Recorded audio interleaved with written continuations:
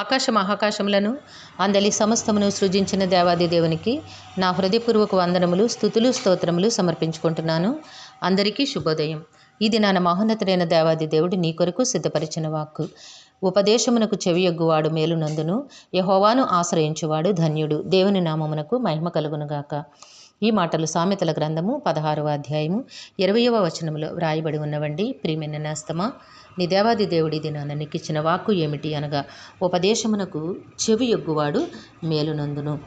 దేవుని మాటలకు నీవు ప్రాముఖ్యతనిచ్చి దేవుని మాటలు విని వాటి ప్రకారము జీవించిన ఎడల నీకు తప్పక మేలు కలుగుతోంది. ఎందుకంటే విని విచ్చిపెట్టువాడు ఏ ప్రయోజనాన్ని పొందలేడు. కానీ దేవుని ఉపదేశములను ఆలకించి ఆ ఉపదేశములను అనుసరించి జీవించువాడు మేలును పొందుకుంటాడు. కాబట్టి నేస్తమా, దేవుని ఉపదేశములను వినుటకు నీవు ఆశపడాలి.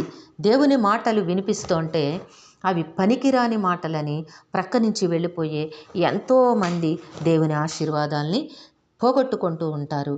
కాబట్టి నీవు దేవుని ఉపదేశమును ఆలకించి చెవియొగ్గి వాటి ప్రకారము గనుక జీవించగలిగినట్లయితే నీ బ్రతుకు నీవు ఊహించనంత ఉన్నతమైన ఆశీర్వాదములతో నింపబడుతోంది.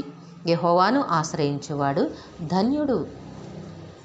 దేవునిని ఆశ్రయించినవాడు వాని బ్రతుకు, వాని కుటుంబము, వాని సమస్త స్థితిగతులు కూడా ఎప్పటికీ ధన్యకరముగానే ఉంటాయి.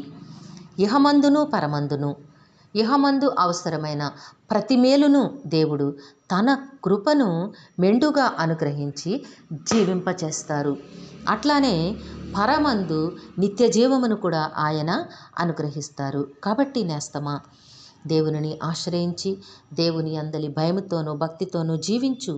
నీ బ్రతుకులో నీవు అనేకమైన మేళ్లను పొందుకుంటావు. నీ బ్రతుకు ఎంతో దేవుని నామమునకు మహిమకరముగా, ఆశీర్వాదకరముగా దేవాది దేవుడు నిన్ను దీవిస్తారు, నడిపిస్తారు. నీ బ్రతుకు, నీ కుటుంబము, నీ జీవితము ఎప్పటికీ కూడా ధన్యకరముగానే ఉంటుంది. గనుక దేవుని ఉపదేశములని అన్నడూ కూడా నీవు నిర్లక్ష్యము చేయొద్దు, పెడచెవిని పెట్టద్దు. ఆయన ఉపదేశానుసారముగా నీవు జీవించు. ఆయనను మాత్రమే నీవు ఆశ్రయించు.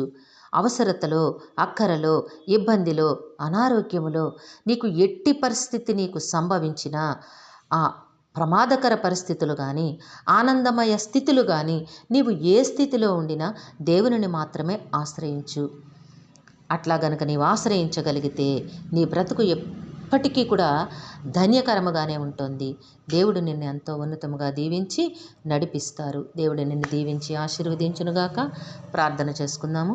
సింహాసనాసనుడివైన తండ్రి, మీ ఘనమైన నామమును కొందరు చెల్లించుకుంటున్నాము. మీ బిడ్డకి మీరు ఇచ్చిన వాక్కును బట్టి స్తుతులు సమర్పించుకుంటున్నాము. కనికరము కలిగిన దేవుడా, మా ప్రియులందరినీ, వారి కుటుంబములను మీ దివ్యహస్తములకు అప్పగించుకొంచున్నాం తండ్రి. అందరికీ నీకు కావాల్సిన ఆయురారోగ్యము, పరిపూర్ణమైన రక్షణ, దీర్ఘాయుష్యు, నెమ్మదిని ప్రసాదించి మీ శాంతి సమాధానంతో జీవింపచేయండి నాయన. పరీక్షలు రాస్తున్న బిడ్డలకి ఆరోగ్యమునిచ్చి జ్ఞానమును, జ్ఞాపకశక్తిని ప్రసాదించండి. ప్రతి ప్రశ్నకు సరైన సమాధానముని ఇన్ టైంలో రాసి ఉన్నతమైన విజయములు పొందుకునే కృపను బిడ్డలకు అనుగ్రహించండి నాయన. ఈ దినము పుట్టినరోజు, వివాహ దిన మహోత్సవములు జరుపుకొంచిన బిడ్డలందరికీ మీ ఆశీస్సులు, దీర్ఘాయుష్ను అనుగ్రహించి మీ కృపలో జీవింపచేయండి. మా ప్రియుల కుటుంబముల్లోనైనా యవనస్తులను జ్ఞాపకం చేసుకొని బిడ్డలందరికీ సకాలములో చక్కని ఉద్యోగములు, వివాహములు, గర్భఫలములు ప్రసాదించమని వేడుకొంచున్నాము. మా ప్రియులు చేస్తున్న పనిపాట్లలో, ఉద్యోగ విధులలో, వ్యాపారములలో తోడుగా ఉండి వారి కష్టమున అనేక రెట్ల ఫలములు దయచేయమని మీ కాలు పట్టు వేడుకుంటున్నాము. జీవము కలిగిన దేవుడా, నాయన బిడ్డల ప్రయాణాల్లో తోడుగా ఉండండి. నాయన ముందు వెనుకలు, కుడి ఎడమలు మీ దూతలను కాపుదలుగా ఉంచి క్షేమముగా నడిపించమని, ప్రతి హృదయమును కూడా మీ శాంతిని, సమాధానమును, నెమ్మదిని అనుగ్రహించి జీవింపచేయమని ఈ ప్రార్థన యేసయ్య నామములో అడిగి వేడుకొనుచున్నాము తండ్రి. ఆమెన్. జీవాధిపతి అయిన దేవుడు మీ కుటుంబ జీవితంలో ఉన్నతమైన ఆశీర్వాదములు అనుగ్రహించి మిమ్మును ఆయన నామ మహిమ కొరకు జీవింపచేయునుగాక.